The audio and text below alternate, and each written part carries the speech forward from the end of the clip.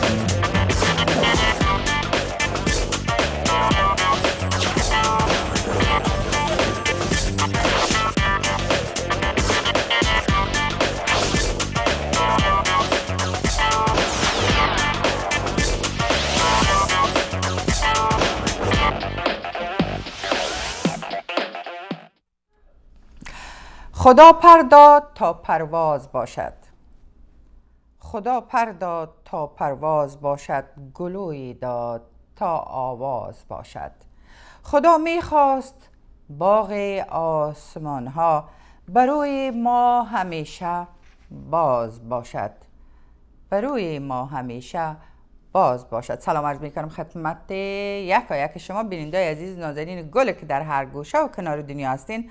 آرزو دارم به صحت سلامت باشین، جور و خوش آرام باشین. امید است هفته بسیار خوبی رز با فامیل در آغوش فامیلایتان به خوشی سپری کرده باشین. هفته‌های خوش در انتظارتان باشه و به این امید آرزو پروگرام تلویزیون افغانستان مسجی از لس آنجلس از شبکه جهانی آریانا افغانستان خدمت شما تقدیم میکنم. بیننده عزیز، در هفته گذشته که موضوع ولسوالی گوشته که در ولایت ننگرهار از سرخط تمام روزنامه ها در افغانستان بود که چطور پلیس سرحدی تانستن پوسته هایی که از طرف پاکستان ایجاد شده بود اونا رو تصرف کنن و تخریب کنن. البته در اخبار که من شنیدم 7 نفر پاکستانی هم کشته شده بود و همچنان یک جوان افغان، یک عسکر سرحدی پلیس سرحدی به نام قاسم کشته شد که البته مردم افغانستان مخصوصا جوانا در فیسبوک از افغانستان اینا بسیار زیاد احساساتی شده بودن و با شعارهای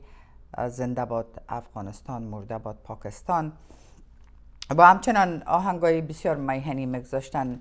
عکس به خاک سپردن جوان رشید که به نام قاسم بود که عسکر سرحدی بود ایره هم در فیسبوک گذاشته بودن و گفتن که قهرمان است و نام امی ولسوالی را از گوشته به قاسم ولسوالی قاسم یعنی یاد کنن و تبدیل کنن.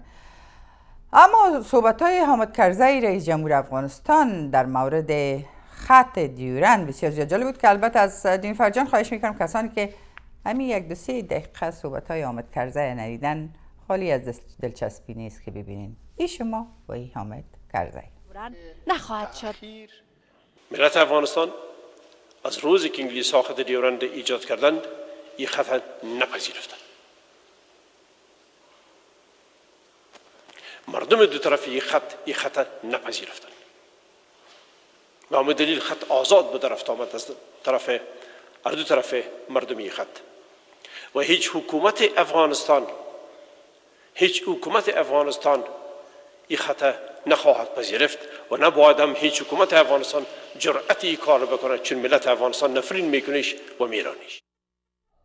بله بیننده عزیز، همچنان به ارتباط خط دیورند در هفته گذشته برادر عزیز دوست عزیزم آقای صدیق متین که رئیس دیورند جرگه هستن و شما همراه برنامه هایشان همراه فعالیت هایشان بسیار زیاد آشنایی دارین، البته بسیار فعال هستند در این مسئله خط دیورند. در هفته گذشته در مقابل وایت هاوس اینا یک مظاهره را برنامه ریزی کرده بودند که یک تعداد از هموطنهای ما همچنان از امریکایی‌ها با آقای متین یک جا در مقابل قصر سفید، البته به دور قصر سفید هم گفتن که اینا راهپیمایی کردن و من از اتاق کنترل خواهش میکنم که یک کلیپ داریم از مظاهره که در به خاطر مداخلات، البته همین مظاهره آقای متین به خاطر مداخلات پاکستان در افغانستان است و البته این مظاهره توسط نظیره عظیم کریمی از تلویزیون آریانا امی راپورتاج درست شده که ما میخوایم توجه شما را به این راپورتاج جلب کنم. با ما باشید. اقل نتونسته یک پرونده‌ای که کاملا تکمیل است نتونسته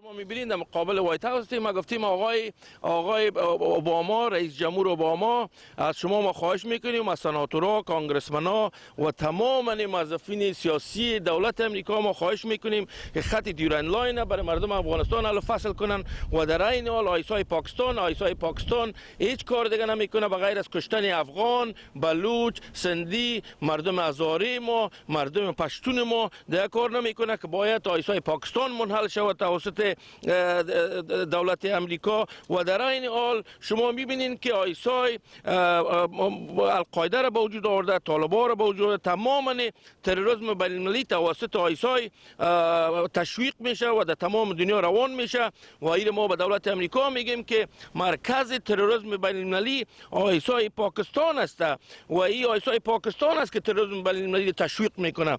و در این حال شما میبینید که امی آیسای است که اساکر امریکایی را، اساکر ناتو را، اساکر ما را، خوارا و برادرای ملکی ما را آیسای میکشه. پلان داره، هر روز پلان. شما ببینید 1800 کیلوگرم مواد انفجاری داخل خود کابل تیر کردن آیسای پاکستان. او روز دیگه 1300 کیلوگرم. ما بر از این نماندیم. مردم افغانستان مملکت مستقل است. ما برای پاکستان نماندیم هر روز بیا مردم افغانستان بکشه. من نمیفهم چرا جامعه بین المللی در قسمت آرام است، چرا ناتو در قسمت آرام است، چرا دولت امریکا در قسمت آرام است. باید این اعمال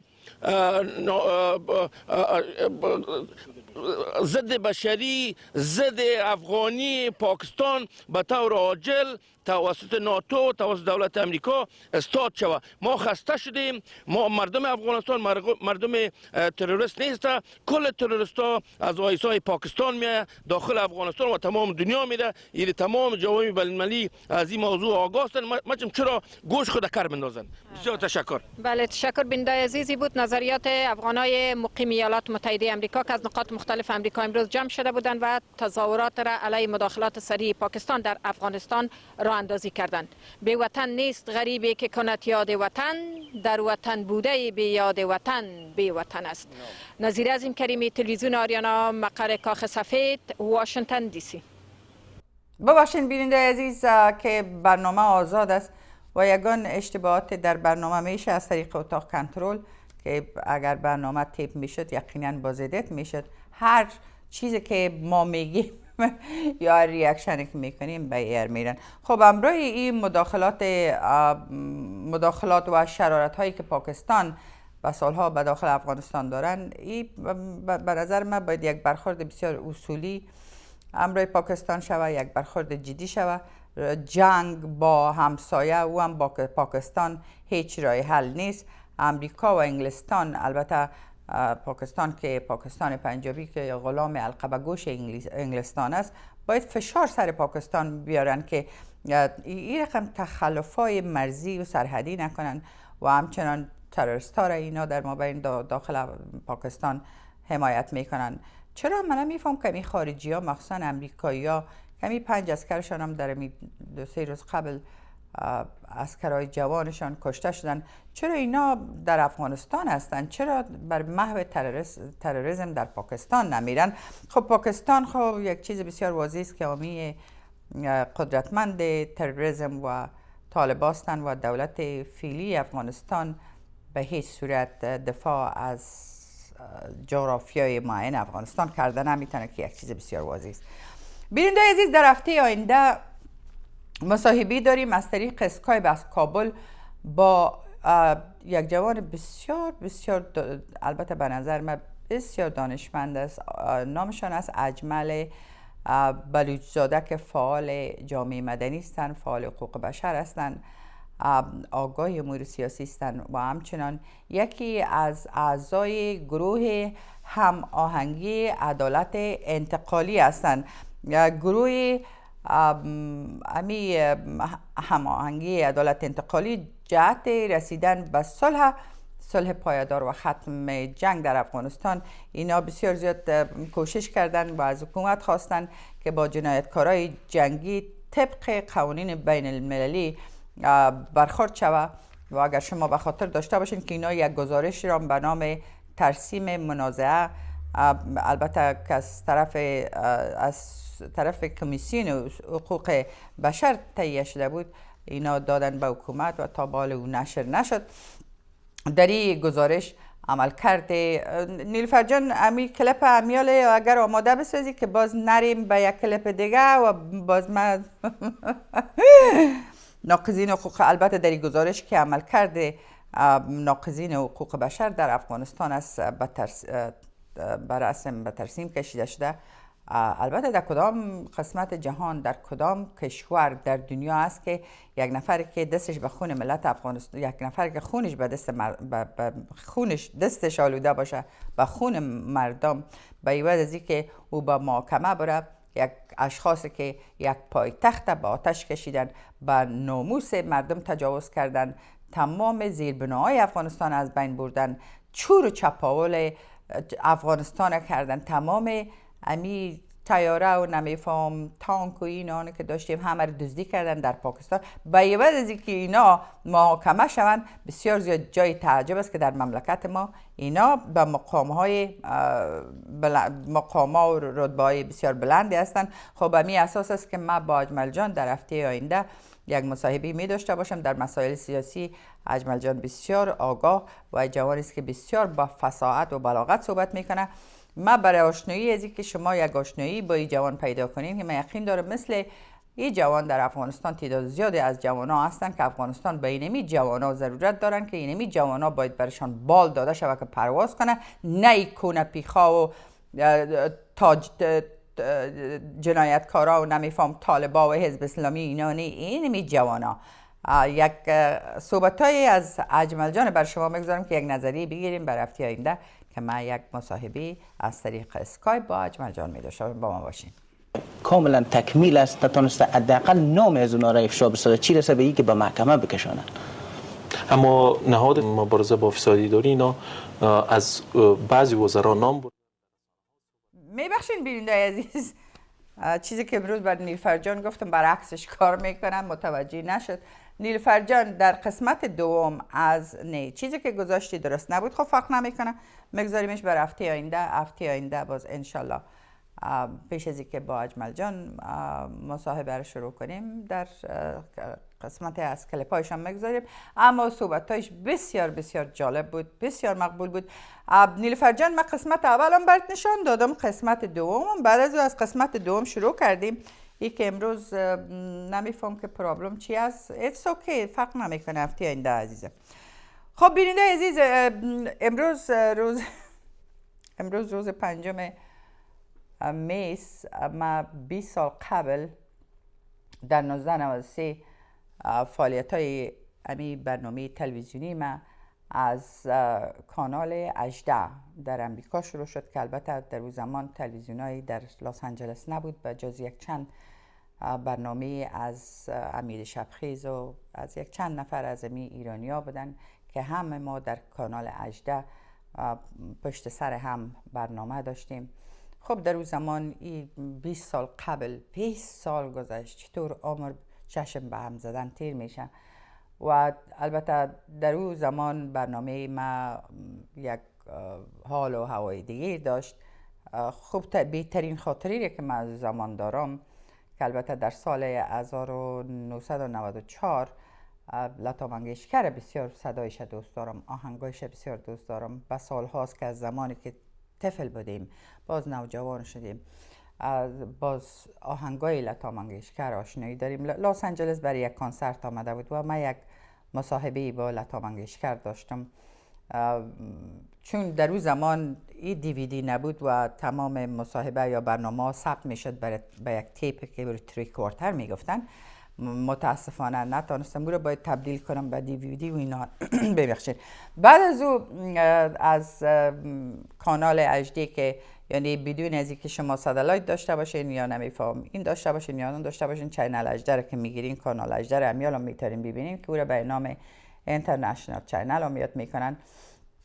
بعد از او به شبکه جهانی امید ایران آمدم که حالا هوای برنامه تغییر دیگه کرد و در اون زمان من یک قسمت برنامه را به نام گم شده ها داشتم، تقریبا 60 فامیلی که پدر مادر گم کرده بود یا بچه یعنی فامیلای نزدیک پدر و مادر، خواهر برادر، این دوست و رفیق اینا نبود.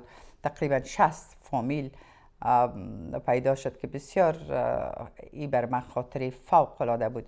و بعد از اینکه به تلویزیون آریان افغانستان آمدم، شما همگی شاهد هستید، میخواستم که 20مین سالگرد برنامه تلویزیونی ما تجلیل کنم، اما تقریبا سال 1994 بود که در لس آنجلس اولین سالگرد برنامه تلویزیونی ما تجلیل کرده بودم در هیئت هتل در لس آنجلس که تقریبا در حدود 2,500 نفر آمده بود. یک برنامه سولد اوت بود از هنرمند ایرانی لیلا فروهر گرفته تا 3 4 5 6 نفر از آوازخوان‌های بسیار جوان در او برنامه بودن. بسیار شب پر از خاطره و یعنی منظور من این بود که شما ببینین که 20 سال مکمل است که من خدمت شما هموطنان عزیز از کانال اچ گرفته تا شبکه جهانی امید ایران و تلویزیون آریان افغانستان 20 سال است که در خدمت شما هستم. شما برای صفحه تلویزیون اکانت بنیاد خیریه نبیزاده رو میبینین. بیننده عزیز، نیلوفر جان امکان داره که کلیپ درست ای باربانی؟ یا؟ کوشش میکنیم؟ نیلوفر جان are you okay today؟ خوب هستی؟ نیلوفر من بسیار دوست دارم اما امروز نمیدارم که چی گپ است. خب به هر صورت میریم به یک کلیپ از بنیاد خیریه نبیزاده. بیننده عزیز، شما میفهمین که در هفته گذشتم خدمت شما عرض کردم که تعداد از هموطنای ما، یعنی در مابین افغانستان به صورت عموم یک 2-3-4% یا 5% اگر بگوییم که اینا آرام آسوده هستند، که 1% یا یک تعدادش مالتای میلیونر هستند. یک تعداد مردم هم است که به سطح متوسط زندگی میکنن، اما زیادترین مردم هستند که نان خوردن ندارن، مخصوصا در ولایت افغانستان، در ولسوالی‌های افغانستان. ما در هفته گذشته که با بنیاد خیریه نبیزاده صحبت کردم که امی سیلابایی که آمده و اینا یک شهرک کوچک را ساخته بودن به نام شهر کمپ مهاجرین، که البته در اینجا هموطنای ما که به اثر جنگ ها فرار کرده بودن، به اثر جنگ های تحمیلی فرار کرده بودن، به اثر جنگ های امی جنایتکارا فرار کرده بودن، اینا در امی شهرک یک خانگک گلی برشان شاید ساخته شده بود و در اینجا زندگی میکردن. شما میفهمین که در مابین افغانستان، در افغانستان یک فامیل 6-7 نفر میباشه، پدر است، مادر با 5 طفل یا 6 طفل، خرد و ریزه و قد و نیم قد. به اثر از امی سیل که در امی 4 ولسوالی آمده، مخصوصا امی کمپ که به نام کمپ سخی، شهرک کمپ سخی میگفتن، این به کلی ویران شده. خانه های همگی را سیل برده، یعنی ویران که سیل تمام خانه ها را از بین برده و این بدبختی که سر واقعا من بسیار زیاد تأسف میکنم که چقدر از هر نقطه نظر مردم افغانستان بدبخت و بیچاره هستند.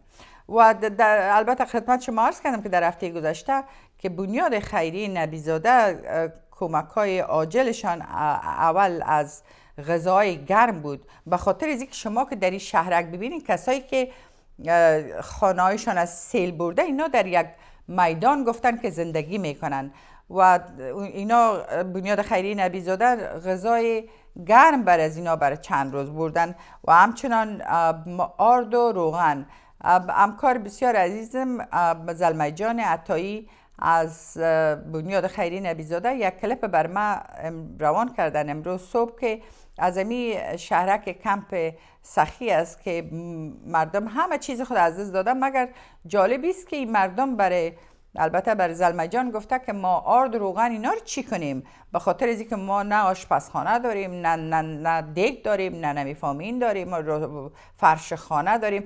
ما از شما وطنای عزیز بعد از اینکه امی صحبت ها و امی کلیپ دیدین، من از شما خواهش میکنم که شما بیاین بر ما بگوین که ما چی رقم برای ما شماهایی که در سرتاسر دنیا هستیم و آرام و آسوده هستیم و باز هم براتون میگم که یک $50 یا $20 یا $100 در حیات ما آنقدر تفاوت نمیاره که در حیات از اونا بسیار تفاوت میاره.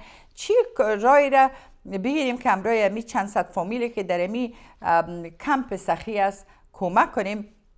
ما از اتاق که البته شما اکانت بنیاد خیری نبیزاده رو برای صفحه تلویزیون میبینین. بعد از اینکه این کلیپ دیدین، من از شما خواهش میکنم که اگر هموطنای عزیزم نازنین ما برای خط بیان و اگر به امی هموطنای ما که در امی شهرک کمپ سخی که خانه هایشان سیلاب برد اگر کمک کنن بسیار زیاد خوشحال میشم. خب بیننده عزیز بیاین که کلیپ از بنیاد خیری نبیزاده ببینیم. بنیاد خیری نبیزاده همیشه دست هموطنا رو در هر مورد میگیرن، کمک میکنن، محبت میکنن، برشان آرد میبرن، روغن میبرن، لباس، کمپل. خداوند اینا رو خیر بده، به این بنیاد برکت بده. بیاین که کلیپ با هم یک جا ببینیم. من برمیگردم با شما باشم. بابا باشید. روی بری هستیم. شما با چشم سر ببینید که خانه ما تخریب شده. ما چیز خوراک نداریم. اولادای ما حال فعلا گرمی هم در پیش روی ماست، اولادای ما در بیابان است، ما سرپناه نداریم. ما از دیگه مثلا که سرمایه‌دارای تجار ملی افغانستان تقاضا میکنیم که برای همین بیچاره مردم بی خانه و بی زندگی برای همین کمک بکنه که ما یک سرپناه برای ما جور شود. برای ما دیگه کسی کمک نداده. یک حوادث برای ما کمک داده، 2 بوجی آرد. دیگه برای ما کسی کمک نداده. یک مراتب دیگه هم کمال نبیزاده برای ما، برای همین مردم در وقتی که او استاد شد برای همین مردم چیز خوراک خوردنی برای همین مردم کمک کرد. دیگه کسی در سایه نامده. همینجا ما شیشتیم خودتان هم مواد آوردین، در این منطقه میبینید چقدر خساره و چقدر زندگی در مردمی که همینجا که او برده چیزا خانه‌اش و چیزاش هیچ زندگی نمونده دیگه. مردم در گرمی در سردی در کجا ششتنش نمیفهمه. طفلا در سر میدان در روی میدان هم تو نه ماما است لوی است همینجا یک ترپال آور کرده همینجا در میدانی خو کرده. شما هم همینجا میباشیم خیلی کجا رفت میتونیم همین تو کمی چیزا دروازه و همین تو چیزا مونده در سر همینا میباشیم. ببینید عزیز، شما دیدین این بیچارگی و بدبختی که سر این مردم آمده. من یادم از سنامی که در امریکا شده بود چند سال قبل، هم مگیر دولت امریکا در یک استادیوم انداخته بودن با غذا و آب. تمام چرچ ها می رفتن و کمک میکردن به این مردم. اما در مبین افغانستان کمیته های اضطراری، من نمیفهم که چرا نیز دیدیم که شما این مردم میگن که همراه ما کسی کمک نمیکنه. در مورد یک پیش ازی که ما به استادیوم می آمدم، یک تعداد از وطنای ما زنگ زدن و گفتن که ما امروز برنامه را در مورد پولایی که بر علاوه از که به میلیاردها دلار پولی که در افغانستان سرازیر شد، در هفته گذشته که شنیدیم که نیویورک تایمز بازنشسته کرد که در با 10 میلیون دلار مایه یا به میلیون ها دلار مایه در ارگ ریاست جمهوری پول میدادن. هم امریکا CIA و هم انگلستان، ایران خب بوجی و خود رئیس جمهور امور تایید کرد. مگر این کدام چیز نو نیست؟ همیشه این صحبت ها شده و همیشه پول به تمام دولت های افغانستان داده شده. در زمانی که در سالهای 94 بود فکر میکنم که من با دکتر عبدالله یک مصاحبه داشتم در لس آنجلس. سوال من از دکتر عبدالله بود که پولی که بر افغانستان پرداخته میشه از طرف روسیه و باز به مقابل روسا جنگ است. خب برای اونام دادن، برای از اینا میدن، برای سرای تنظیمام مینمی سیایی داده، کدام چیز نو نیست. میریم به سراغ تلفن‌های شما هموطنای عزیز، ببینیم که شما در مورد امی کمپ شهرک سخی که مردم دار و ندار خود از دست داده و امی بسیار زیاد امکان داره که یعنی امکان چی که سر هر کدام ما میتونه بیایه. حوادث طبیعی، بدبختی های چنانچه که میگن در مابین امریکا یک زلزله بسیار شدید میشه، شاید نیم لس آنجلس به بحر بره، سونامی ها میشه، در هر گوشه و کنار دنیا زلزله میشه، بدبختی است. اما من فکر میکنم که اگر ما و شما هموطنایی که در خارج از افغانستان هستیم و با هموطنا کمک کنیم، مخصوصا خواهرای عزیزی که زیادتر دلشان میسوزه، خانمایی که در کمپ اینا از این بدبختی یعنی متضرر شدن، اینا خود همین مقابل کمره که بیان صحبت کنن، خب مردایشان میان و صحبتهای خودم میکنن. مگر دولت افغانستان باید دولت افغانستان دیگه چی بگویم؟ اگر شما هموطنای عزیز یک کمک برای از این هموطنا کنین، من بسیار زیاد خوشحال میشم. بیننده عزیز برای خط هستین، خواهش میکنم بفرمایید.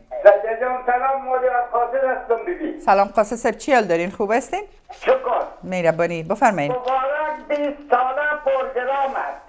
مبارک 20 ساله پرگرام است که دارن جفله افغان کرام است. شکوه اینا توی از میهن ماست، تمامی گفته های از همدن ماست. دیگر مادر نزادت سجه دختر، دیگر مادر نزادت سجه دختر، نباشد در زنی مثل دلاور. تشکر قاصد صاحب عزیز گل نازنین که شما عزیز یک شعر کوتاه درباره دوران دارم اگه اجازه بدی. بسیار کوتاه باشه، بفرمایید. روزی باشد من ز غربت تا پر پیدا کنم، برپرم در کوه شمشاد و در آن ماوا کنم. دست ظالمان سوی دیورند اگر از ما گرفت، جمله افغان سر دهید تا کابلش زیبا کنم.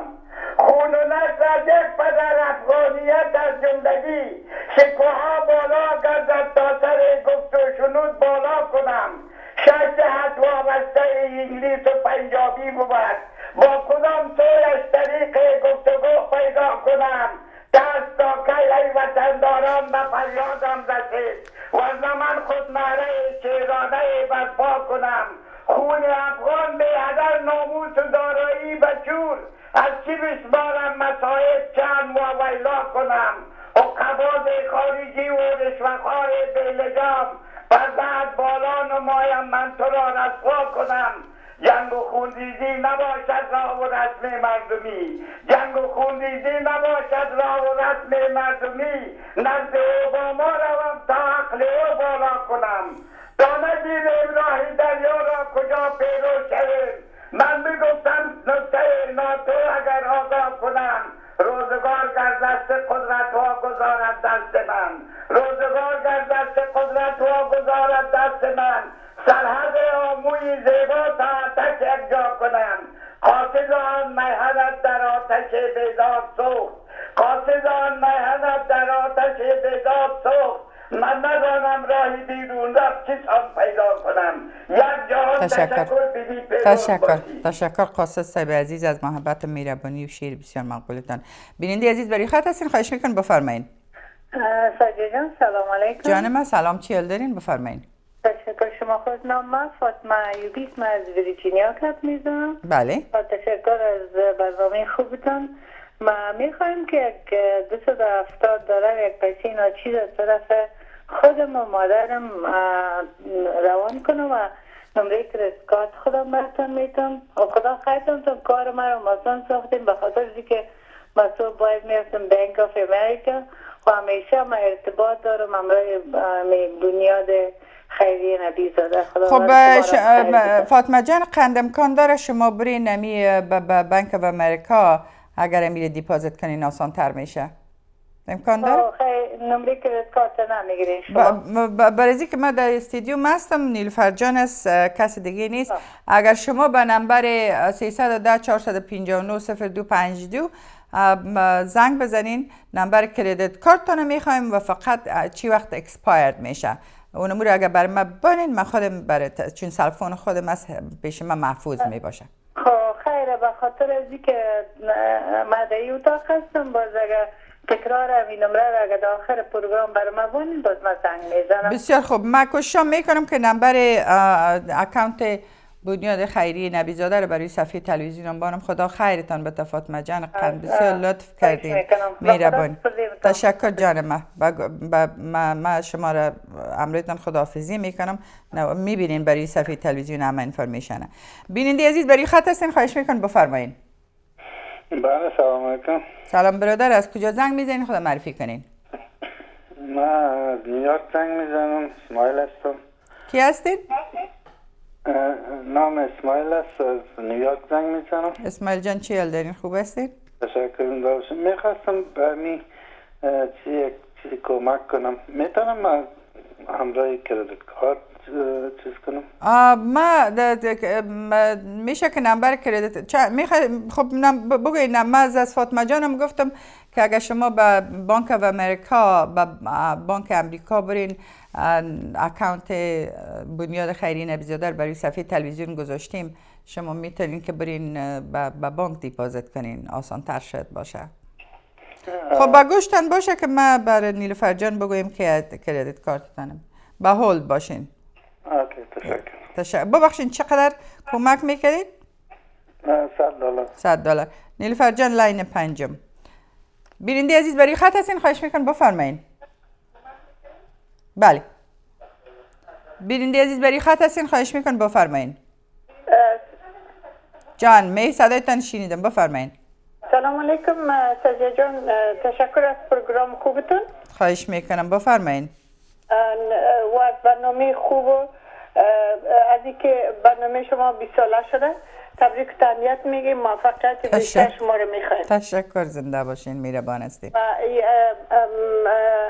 پروگرام نبیزاده را انشالله اون اکانتش نشته کردین، باز در تماس میشیم. من در نمره اکانتی که دادیم بانک آف امریکا. حتما بیننده عزیز شما لطف میکنین، مهربانی کردین. واقعا بازم میگم که اگر در حیات ما و شما یک $20 $30 $100 فرق نمیکنه که در حیات از هموطنای ما. البته من از بنیاد خیریه نبیزاده پرسان میکنم که چون اینا هیچ چیز ندارن، یعنی همه چیزشان سیل برده، که چی ضرورت دارن که در هفته‌های آینده ما در استودیو دوستارم داشته باشم که یک فندریزینگ کنیم. بسیار زیاد تشکر، لطف کردید، مهربانی کردید. تشکر. من دیدم اکسایشان بسیار متاثر شدم.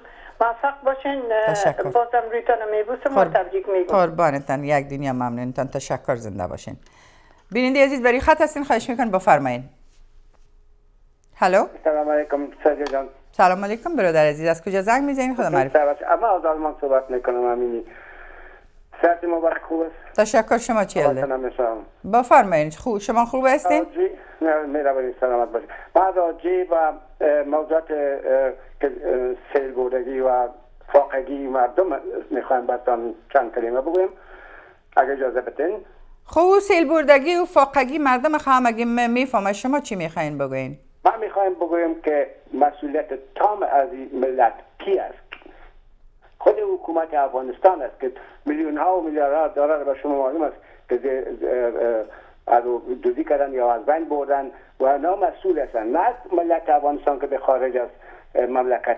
خب بیننده عزیز، شما را هیچ کسی مجبور نساخته بود که شما زنگ بزنین، شما مجبور هم نیستین که کمک کنین. کسایی هستن که هیچ به کمک کردن عقیده ندارن، کسایی هستن که کمک کردن بر از اونها هیچ کدام ارزش نداره. به این اساس ضرور نیست که شما بیاین و بگوین که حکومت افغانستان مسئول است، مردمی که در خارج است مسئول نیست. هیچ نبگوین، نبتین درویشه، نبگوین درویشه. بیننده عزیز برای خط هستین، خواهش میکنم بفرمایید. بله. سلام علیکم. سلام جان من، خارگل من، از کجا زنگ زدین؟ خواهد معرفی کنین. زنده باشی سجا جان. شما همیشه زحمت میدم. وقتی گذاشتم باهاتون صحبت کردم. اول تر از همه 20 سالگی برنامه‌های بسیار مقبولتون، بسیار تبریک براتون میگم. موفقیت ایجاد براتون از خداوند آرزو میکنم. لطف کردید. نام خدا تو مسائل شما زورجا زنده باشین. تو مسائل مقبول تشریح میکنید، یعنی چیزی برای آدم برای گفتن برای آدم نمیمونه، ولی بازم چیزای باقی میمونه که ما هم باید بهش اضافه بکنیم و اوی بود که شما در رابطه با این کمک های شما گفتین سجاد جان، این کمک های مثلا ما هم حاضر هستیم کمک کنیم و دیگر هموطنان ما همچنان این کمک ها به نظر ما اگر خانه های جدید به مردم ساخته میشه و شباب باچه میشه این اصلا راه حل نداره. به نظر من اگر میخواد کسی بخواد که به این مردم کمک صحیح بکنه، همین مکروهایی که در افغانستان در شهر کابل است از بامی ترتیب برای این مردم خانه آباد شود. این خوب است، اینا هم صاحب خانه شده میتونن، هم زندگیشان خوب بر سالهای سالی باقی مانده میتونه. اگر این خانه گلی است 10 بار بر شما کمک کنیم، مثلا این خانه گلی آباد کنن، باز سیلاب میاد، باز مصیبت دیگه سرشان میاد، باز این خانه نیاز میره. از بقیه مکروههای کابل کسی تصمیم بگیره که مثلا 2 بلاک چون نمیشه که یک گلی بعد کدام خانه بگیره و گولی کلان بگیره، هم زمین رو از بین میره، کشتکار خراب میشه و زندگی هم به مردم دوباره خراب. همین بهترین باشه که مثل مکروهنا با اینا ساختمان‌ها جور شود، خانه‌های سیمتی تدابیر، خانه‌های درست که مسکینا باز به این حالت‌ها دیگه دچار نشن. راست میگین. دیگه بله و دیگه در قسمت از اینکه شما گفتید مثلا افغانایی که مثلا این پولا رو گفته خوردن، گفته شما افغانستان کشور بسیار غریب و بدبخت بوده که سال‌های که هستیم محتاج هستیم، دست مادران هستیم که رهبر میشه در راه پیش میره تا که حکومت خارجی کش نباشه. چرا امروز وطن ما استقلال از خود نمی‌داشته باشه؟ چرا امروز ما پیش به خاطر که کسی استقلالیت نداره، کل احتیاجات محتاج دستشان دراز، اگر به روس است، اگر به انگلیس است، اگر به امریکا است، اگر به چین است، به تمام کشورها دستشان دراز به همین اساس است که پول میگیرن و میزنن منافع ملی خود برباد میکنن، منافع کشور در نظر میگیرن. هر وقتی که یک مرد در افغانستان پیدا شد او خودش یک استقلالیت داشت، یک مردی داشت، یک شجاعت داشت، از خارج بدایی نکرد، او بفهمه که افغانستان میشه و دیگه هیچ کس حق مداخله در افغانستان نمی‌داشته باشه. بسیار تشکر. بسیار شما لطف کردین، مهربانی کردین، واقعا فوق العاده گپایتان بود در مسئله مردم افغانستان که واقعا بسیار بیچاره هستند، بسیار بدبخت هستند، مخصوصا این جنگا مردم بسیار زیاد متضرر ساخته. بازی حوادث طبیعی که میاد بسیار زیاد مردم متضرر میسازه. مگر هر کس در این دنیا یک نظر، یک خیرات هر انسان داره. شما ببینید که اگر امی یک برنامه به نام امریکن آیدل است که البته ستاره افغان کاپی امریکن آیدل است، در یک شب که اینا بر افریقا که بین می ترتیبی که امی کلپ شما دیدین، اگر امی کلپ در امو برنامه امریکن آیدل گذاشته شود، شما باور کنین که به مون نمبر اکاونت از اونا پارسال فکر میکنم در حدود 70 میلیون دلار کمک شد که 70 میلیون دلار همین کسایی که متصدی برنامه امریکن آیدل بود ایره بردن در افریقا. اما همین کمک ها را کی کرده بود؟ این کمک ها را مسلمان ها نکرده بود، این کمک ها را خارجی ها کرده بود، همین کافرها کرده بود به یک هموطن، اونا هموطنشان نیست، به یک بشر. بیننده عزیز بری خط هستین، خواهش میکنم بفرمایید. رجا جان سلام علیکم. چیرا؟ سلام علیکم، چی دارین؟ خوب هستین؟ بفرمایید. شکر خدا. خواهرم ما یعنی با منافع آقای امی نبیزاده گپ بزنیم یا یکان مسئله سیاسی را میتونیم گپ بزنیم؟ نه عظیم جان، امروز بسیار زیاد معذرت میخوایم با شما، از در قسمت صحبتایتان باز از عفت کلام مراعات نمیکنین. خب شما وظیفه همیشه در برنامه که زنگ میزنین در مورد مسائل افغانستان گپ بزنین، چون زنگ زدین نمیخوایم برتان بی‌احترامی کنیم، تلفنتان قطع کنیم، بعد از ماها و سالها صدایتان میشنم، میشه که یک تبصره تان در مسائل سیاسی کنین. بفرمایید.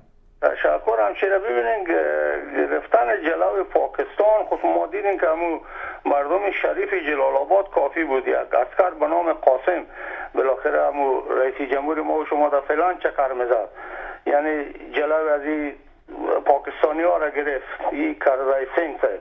همچنانه که ما و شما صاحب اگر از واقعیت نگذاریم، خواهر ما یک ولسوالی روخه پنجابی ها را صاحب از 4 دروازه افغانستان مثل سگ ها را کشیدن صاحب. شما ببینیم اگر پاکستان ما دو پاره کنیم، یک پارچه از اون مربوط پنجاب میشه، یک پارچه دیگه از اون مربوط افغانستان میشه. خدا شاهد است همشیره. یعنی ما برات بگم همونطور که پوخانا و جرنگانا از اینا میتونه میبینیم بدل است، امی مردم ما را نترسانه که ما اتم دارم، اما اتم خودم فیل کنه در 1 کیلومتری اسلام آباد سقوط میکنه. بگذاره امی کرزای، بگذاره تا وقتی که قضاوت ها خصمانه باشه و غیر اسلامی بر اساس منافقت قومی باشه، جریان خواهر ما همه قسم از از حکومت شورای شمال که خودپالی شورای شمال عمل ایدک ترقی هم هست، اما یک روز از حکومت دائمی گلاب منگل در می تلویزیون ها که صاحب میدان هوایی خصوصی داره، صاحب خود مختار است، انگلیس ها پایین میشن، مافیا پایین میشه در همو کجاست قندهار و هلمند. یک روز از این چیزی گفته نمیشه. از این شورایی که در شمال جور میشه گفته میشه، از شورای کویته که پدلانت طالب صاحب. خب عظیم جان، شما دیگه باز وقتی گفتم در اثنای گپایتان یک دفعه دیگه میرین به مصوبتای کوچه و بزرگیتان. بیننده عزیز برای خط هستین، خواهش میکنم بفرمایین. بله بفرمایین. بله بفرمایین.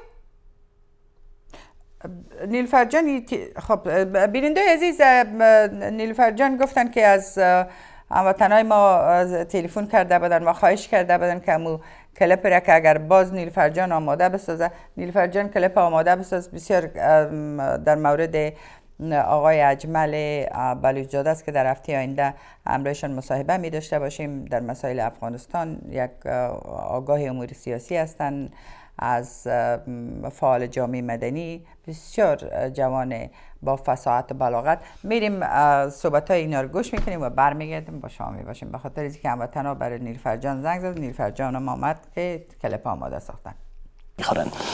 این وزرا، این وکلا و این افرادی که فعلا در محاکم هستند و دوسیه ها را به نفع قاتلین و تجاوزگران، رشوه‌گیران و بالاخره افراد اشخاص زورمند به نفع از اینا تمام میکنن، مطمئنن که مردم افغانستان یک دوره بعد شاهد یک نظام مستبد و ظالم دیگه خواهند بود که از طریق اینمی رشوت دهی این مردم به قدرت میرسن. این خریطه های از اینا یا خلطه های از اینا، کیسه های از اینا روز به روز چاقتر و کلانتر شده میره. همه از اینا مصرف کمپاین های انتخاباتی خواهد شد. همه از اینا به خاطر در قدرت رسیدن به مصرف خواهد رسید و بالاخره یک وقت خواهد شد که مارکت افغانستان کاملا دست 5 نفر 6 نفر محدود خواهد بکنه و اینا از پول های مردم افغانستان سرازیر میشن. تهدید بسیار جدی است. تعهدات بین المللی به خصوص توکیو همی است که اگر مبارزه با فساد اداری صورت نگیره، کمک های خود مشروط کردن و این کمک ها کاهش پیدا خواهد کرد یا تا بسیاری از موارد کمک ها قطع خواهد شد. اما وضعیت هم بگذاریم به ای که در آخر میخوایم بگویم که اونمو فرد را که پیشتر شما برش اشاره میکردین که پول میتن و از روی مجبوریت، این مجبوریت در قانون جرم است.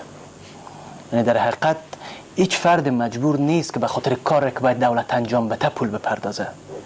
وظیفه دولت هاست که باید بر شهروندایشون باز هم رفاه، در حقیقت آسایش، در حقیقت امکانات را مساعد بسازند که شهروندان به خوبی بتونن زیست بکنن. چون شهروندان از حقوق خود آگاهی ندارن، نمیدانند که وظیفه حکومت ها چی است. ما برشان رأی دادیم که کار بکنن، نه که رأی داده باشیم برشان که سر ما باداری بکنن، نه به خاطر اینکه رأی داده باشیم که سر ما حاکمیت بکنن. نهاد اجراییه جز وظیفهش اجرا کردن قوانین و دساتیر و در خدمت بودن مردم، چیز بیش نیست. این که در موترهای گرم میرن، این که در بادیگاردها میرن، این که ماشای کلان کلان میگیرن، این که زیبا و قشنگ در پشت میزها نشستن، اینا بحثایی است که یک چیز دیگه است. این حکومت ها به این شکل ظاهر نمیشن یا افراد مسئولین به این شکل ظاهر نمیشن. پارلمان به این ترتیب، پارلمان وظیفش قانون سازی است، نظارت بر قوانین و نظارت بر وضعیت جاری کشور. اما پارلمان، اعضای پارلمان، حالا اکثریت شب بگوییم افراد اشخاص خوبته اهم است در پارلمان، آدمای شریف هم حضور دارن، اما یک تعداد افراد دیگه هستن که گویا جدیداً به قدرت رسیدن. چوکی پارلمان برای اولین مراتبه است که در حقیقت میچشن. ناگزیر هستن که او شخصیت هایی که قبلا داشتن در این جا در حقیقت تکمیلش بکنن و جبران بکنن. وضعیت به میگونه است. تشکر. حالا این گزارش جدی است. فساد یکی از موارد است که چه فرمان رئیس جمهور باشه، چه قوانین باشه، چه از این کمیسیون ها، ده ها تا کمیسیون دیگی به خاطر بتی ساختن، ما پیشتر بحث داشتیم، بس نهادهای موازی در رابطه با اداره مبارزه با فساد اداری که به وجود میاد، در حقیقت هیچ کار نمیکنن جز اینکه روند پروسه مبارزه با فساد بتی ساخته میرن، صد ایجاد کرده میرن، مانع ایجاد کرده میرن. از 10 تا بندر باید بگذره تا بالاخره به محکمه برسه. بله بیننده عزیز، در هفته آینده با این جوانی که اجمل بلوچ‌زاده، یکی از آگاهان امور سیاسی هستن، همراهشان مصاحبه داریم. بیننده عزیز برای خط هستین، خواهش میکنم بفرمایید. السلام علیکم سعدیه جان، قند شیرین. سلام جانم، از کجا زنگ میزنین خدا معرفی کنین؟ از از ویرجینیا زنگ میزنم. قربان تو با غیرت، قربان تو با ایمت. قربان شما، زنده باشین. پیدا نمیشه، قربان سرت شو. امروز این مردای که تلفن میکنن که چرا افغانستان ملت نمیتن. ملت از کجا شد؟ 4 تا سگ آمده و استخوان به دان خود گرفتن. وطن ما رفت برباد شد از دست زلمی 4 کلاها. کرت کارت نمبر به چیت میمانم به تلفونت. تشکر. قربان شما، لطف کردین. مهربانی. نامتانه بگوین؟ نام من است سیوا. خب اگر نمیگیم بود به مسیج بر مبانین. یک دنیا تشکر. قربان محبت شما. یک دنیا از شما تشکر میکنم. نامت، قربان جرأتت، قربان کل شکستاندی دونی میشکدی. تشکر، زنده باشین، مهربان هستین. قربانتان، یک دنیا ممنونتان. خداحافظ. با من خدا. بیننده عزیز برای خط هستین، خواهش میکنم بفرمایید. بیننده عزیز صدای تلویزیونتان خواهش میکنم کم کنین. بفرمایید. بیننده عزیز برای خط هستین، خواهش میکنم بفرمایید. سلام علیکم صاحب، من عبدالله وردک هستم از آلمان شهر فرانکفورت. خدمت شما عرض میکنم. آقای وردک، امکان داره تلویزیونتان خاموش بسازین؟ صاحب چرا نه؟ شما همیشه در چندین سال است که ما میگیم تلویزیونتان خاموش بسازین. شما صاحب بجانب هستین، به خاطر از اینکه به پروگرام شما علاقه داریم خیال ما میره تلویزیون پخش کنیم.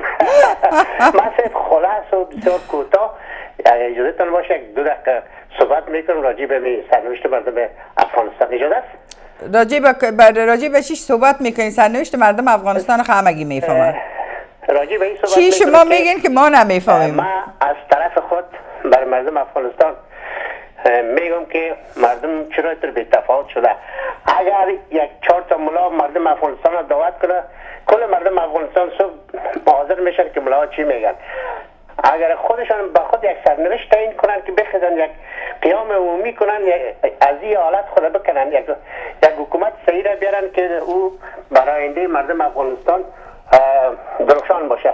چرا مردم اینقدر بی تفاوت است؟ چقدر جهالت، چقدر نادانی. یکم که تکان بخورن سرنوشت را خودشان تعیین کنن. ما دیگه از این ملابازی و علار و حرام این چیزا رو نمیخوایم. اون مردم افغانستان هر چی زودتر بخیزین سرنوشت تا خودتان تعیین کنین. خب تشکر برادر عزیز، لطف کردین، مهربانی کردین. بیننده عزیز برای خط هستین، خواهش میکنم بفرمایید. میخواستم که همراه سجیجان گرد بزنم. من سجی هستم، شما برای خط هستین. بیننده عزیز همگی هم صدایتان میشنوه، بفرمایید. السلام علیکم سجیجان نازنین. سلام جان من، شما چی حال دارین؟ تشکر، شما خوب هستن؟ مهربانی. خوار شیرین نازنینم، قربان قربان زبانت، قربان غیرتت، تشکر. قربان نعمت. تشکر، مرا خجالت نکن.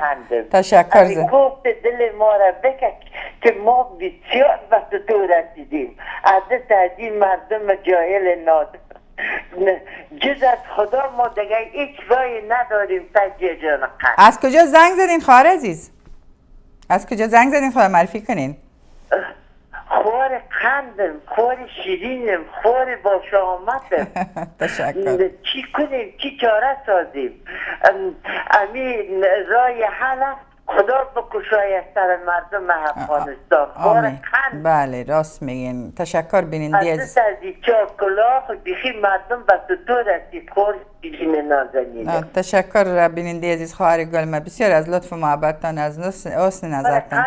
به خدا مسپارم، خدا پشت پناهت باشه، خدا اینا رو سرنگون بسازه. تشکر بیننده عزیز گل، مهربانی کردین گفتین خدا اینا رو سرنگون بسازه. خداوند به هیچ چیز برای هیچ کس نمانده، بالاخره از اینا هم میگیره. یک دنیا ممنون و سپاس گزارتان از قدر محبت کردین. با مان خدا، با مان خدا. بیننده عزیز برای خط هستین، خواهش میکنم بفرمایید. بله بیننده عزیز برای خط هستین، خواهش میکنم بفرمایید. سلام، خسته نباشید. شما خسته نباشین. از کجا زنگ زدین؟ از ایران؟ من از ایران زنگ زدم خانم محترم. بفرمایید. شما چرا از بیننده عزیز برای خط هستین، خواهش میکنم بفرمایید. خوار گرامی سجاد جان سلام علیکم. سلام مارون جان. داشته باشین. اولا ما بچه‌های 20 ساله شما را به شما تبریک میگم و زحمت‌های 20 ساله شما تشکر زیاد میکنم که به خدمت مردم و ملت افغانستان کردین. مهربانی. خوار گل برادر ما پیشتر صحبت کردن که ملت بخیزه خودشان از حق دفاع کنن. صرف در این باره میخواستم برای یک 5 ثانیه گپ دیم که در ولایت غزنی معلمین غزنی خانوما آقایان اعتصاب کرده بودن به خاطر که زمینای خانهشان دادن نمیشد، اما فعلا قانون والی غزنی و قانون ساخت اعلان کرد که بعد از این مظاهره کردن و تجمع کردن من است و ما پلیس امنیت ملی را میخواهیم هر کسی که تجمع کنه. اینال در او حالت چطور میتونه مردم سرنوشت خودشان به دست خود بگیرن؟ نه ولی مارون جان شما در افغانستان در شهر کابل دیدین این مظاهراتی که جوانا همگی جوانای آگاه بالاخره اینا به ستو آمدن به مقابل فساد اداری، به مقابل جنگ ها، آهسته آهسته همگی از اینا میخیزن به مقابل چند نفر دزد و رازنی که در مابین شهر کابل هستن و افغانستان. مردم شهر کابل، مردم افغانستان اینا با گروگان گرفتن. یا برای همیشه خب یک چیز برای همیشه نمیمونه، بالاخره یک چیز پایان داره دیگه. اینا خب برای همیشه نمیمونن. ببینیم که در سال 2014 سرنوشت مردم و اینا چی میشه. تشکر آرون جان. همه تو یک مثل کلانا بودن که میگفتن وقتی که مرچه مرگش میرسه بال میکشه. از اینا میفهمن که آخرشان رسیده دیگه بسیار تپ و تلاش زیاد دارن. تشکر آرون جان. تشکر آرون جان. که 50 سال پروگرام شما را هم تجلیل کنیم و بهتر تجلیل کنیم و پیشتر خبر باشیم که برای شما کلپای زیبا بسازیم که با تجلیل کنیم. تشکر. مگر ما در فکر از این هستم که ببینم که تا آخر هم امام ادامه میتم یا نمیتم، به خاطر از اینکه 20 سال 20 سال یک تلویزیون لذت تلویزیون زیبایی تلویزیون از بین میره و تصمیم نگیرید. تشکر آرون جان قند گل من، بسیار مهربانی کردی برادر عزیز. بیننده عزیز برای خط هستین، خواهش میکنم بفرمایید. چرا تلفن قطع میکنی؟ چرا جواب نمیدی؟ به خاطر ازی که یک ذره با ادب صحبت نمیکنی. همین چرا که میگین من میفهم که او طرف خطم من میخوام. نیلوفر جان تلفن را از ایران قطع کو، به خاطر ازی که شما که از ایران زنگ میزنین یک تعدادتان غیر از مزاحمت کار دیگه ندارین، وقت مرزایی میکنین، ما به مقابل هر دقیقه پول میپردازیم. یکی شما از ما بین ایران زنگ میزنین و دل تنگتان چی میخواد که بگوین که شاید طرفدار امو آخوندای ایران هم هستین. من علاقه مندی ندارم که صحبتتون بشنم. دست بیننده عزیز برای خط هستین، خواهش میکنم بفرمایید که من یک چند دقیقه دیگه وقت دارم. سلام علیکم برادر عزیز، از کجا زنگ میزنین خدا معرفی کنیم؟ عرض سلام خدمت بانوی محترم با صلابت و قهرمان سجاد جان. خواهش میکنم. ما نخست از همه عرض تبریک عرض میکنم امی پروگرام که امروز 20 ساله شد و شما موفقیت بیشتر. تشکر، لطف کردین. صحت سلامتی براتون آرزو میکنیم در سه کاریتون. مهربانی کردین. ثانیاً عرض داشتم خدمتتان که در بعضی از پروگرام ها گاهی اوقات شما همه دوره های مبارزه را یکسره مورد سرزنش قرار میتین. مثلا دوره 7 و 8 و امروز هم چنان ما به یقین هستم که این مشکل ما و شما را برش راه حل نخواهد بود. نه شما همی سر 7 و 8 سر صحبت کنین که بسیار جالب است که مرا میگین که مراجع به 7 سر و 8 سر. اگه اجازه بدین به صورت خلاص این بود که اگر ما مبارزات قبل از 7 ثوره که علیه نظام یکتاز و خوابرده و بیکاری سلطنتی و جمهوری تک قومی بود، امو در نظام نه باشه نه دیگه من برادر عزیز خب من وقت ندارم شما رو مسئولیتای تان فهمیدم. امو نظام یک تک قومی میگن یا هر چی که میگن، در امو نظام تک قومی من هم در افغانستان بودم. من در اون زمان یک نوجوان بودم، آرامی بود، آسودگی بود، صحیح بود. درست است که مردم پولدار نبودن، غریب بودن، مگر به آرامی زندگی میکردن. اما شما وقتی که میان سر 7 سر و 8 سر از این 2 روز منحوس شما دفاع میکنین، خب یک چیز بسیار واضح است که ارتباط دارین به می شاید به 7 سور هم ارتباط داشته باشین، شاید به 8 سور هم ارتباط داشته باشین و تا حال ارتباط دارین. من هیچ علاقه‌مندی ندارم که درست است که صحبت یک چیز است، مگر وقتی که میفهمم که به طرفداری کسایی که جنایت کردن در افغانستان و امروز باعث بدبختی مردم افغانستان شدن و از دست تا به آرنج یا دستشان به خون ملت افغانستان آلوده است و امروز در مملکت ما حضور 40 چند مملکت است. این حمله های انتحاری، این انفجار بم ها، من نمی‌کنم که در زمان تک قومی که منظورتان از زارشاه یا داود خان بود عملات انتحاری را شما دیده باشین که یک آدم میآمد و حمله انتحاری میکرد یا انفجار بم ها یا این بدبختی که امروز در مابین افغانستان است. اینمی 7 سور شروع شد، ادامهش 8 سور است و من صدها بار میگم و این باز هم میگم که 7 تا 8 سور اینمی طالبایی که آدمخوری که مردم امروز به هر ترتیب میکشن یا اینمی دولت اینمی زاده 7 سور و 8 سور است. 7 سور 8 سور متولد ساخت و 8 سور اینمی ناره. شما هر کسی که از اینا دفاع میکنن برای من زنگ نزنین، برای اینکه من هیچ علاقه‌مندی ندارم. بیننده عزیز برای خط هستین، خواهش میکنم بفرمایین. سلام. همین تلویزیونیایتون چرا پخش نمیکنین بیننده عزیز؟ یک دقیقه لطفاً.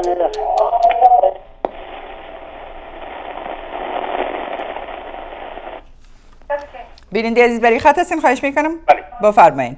بله بفرمایین. سجاد محترم، درود به شما. درود به شما، سلام به شما. چی حال دارین؟ وقت برنامه شما تلفن آخر هستین، وقت برنامه خلاص شد. اگر مهربانی کنین برای یک 30 ثانیه صحبت نکنین. زنده باشین. سالگرد 20مین سالگرد پروگرام شما را خدمت شما تبریک عرض میکنم. تشکر به تمام گردانندگان پروگرام مقبول و پسندیده شما. فقط خواستم در قسمت خط دیورن که هفته پیشتر در قسمت